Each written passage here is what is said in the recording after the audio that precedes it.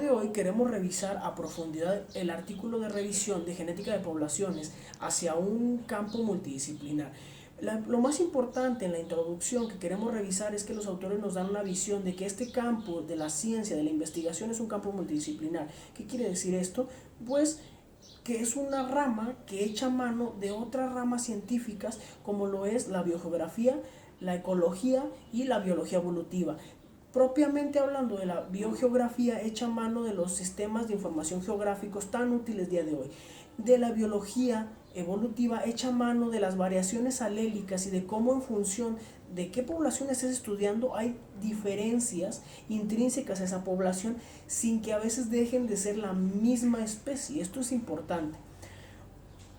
Una vez entendido esto, los investigadores quieren que entendamos si hay una correlación entre la variación que hay genética y la variación morfológica. Uno de los datos importantes que nos arrojan es que en un solo dato nos dicen que parece ser que sí hay correlación entre la variación genética con la variación morfológica. Esto es muy raro. Tenemos que entender que muchas de las variaciones genéticas son mutaciones azarosas, estocásticas. Esto quiere decir que no tienen un fin, que aparecen y que pueden ser o no beneficiosas, pero la mayoría de las veces no son beneficiosas ni para el organismo que la posee y por ende no son seleccionadas para la población. Por eso es muy difícil que una variación genética luego o en ese momento esté correlacionada con una variación morfológica. Esto tenemos que entenderlo muy bien.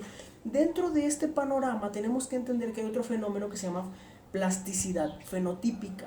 Esto nos da a entender que el fenotipo, lo externo, lo que se está expresando al mundo exterior puede ser maleable, se puede aclimatar a unas condiciones determinadas del ambiente, pero eso no implica que sea directamente una mutación o un cambio a nivel genético. Eso es muy importante de entender, porque no todos los cambios genéticos expresan una morfología o una apariencia, no expresan un fenotipo tal cual.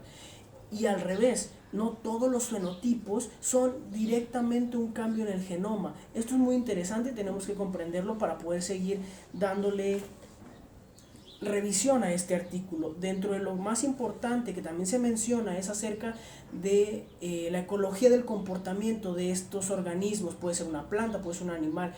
Hay organismos, por ejemplo, digamos un grupo, una población de gimnospermas que tienen mecanismos muy eficientes de dispersión, en el cual el viento lleva sus gametos de una población A a una población B. Esto es eficiente si el territorio o el terreno en el que se dispersa esa población es homogénea, pero las poblaciones no se dispersan en territorios homogéneos y esto implica que a veces hay barreras físicas como lo puede ser un océano o una cordillera y esto limita, aunque sea muy eficiente este método de dispersión. Entonces tenemos que entender que hay barreras físicas que limitan la dispersión de estos gametos y por ende limita el viaje de los alelos que está pasando de una población A a una población B. Esto es importante porque una población B puede tener 3 alelos de un mismo gen y la población A puede tener solo 2 alelos. Entonces esto implica que el flujo génico entre una población y otra se vea restringida. ¿Por qué? Por una barrera física, como en este caso puede ser una cordillera. Hay muchos más casos que podríamos entender con otros organismos.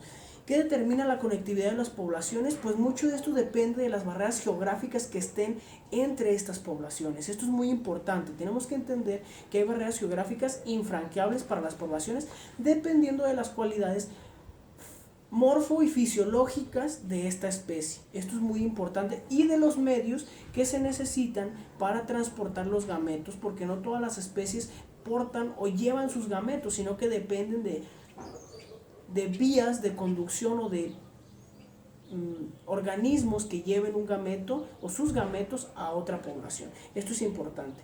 Y bueno, esto es en general lo que tratamos de comprender con la revisión de este artículo, que la genética de poblaciones se erige como uno de las piedras angulares en la síntesis moderna de la evolución. Y tenemos que entender que también esta visión nueva nos aporta mucha información acerca de un metaanálisis de la micro y de la macroevolución.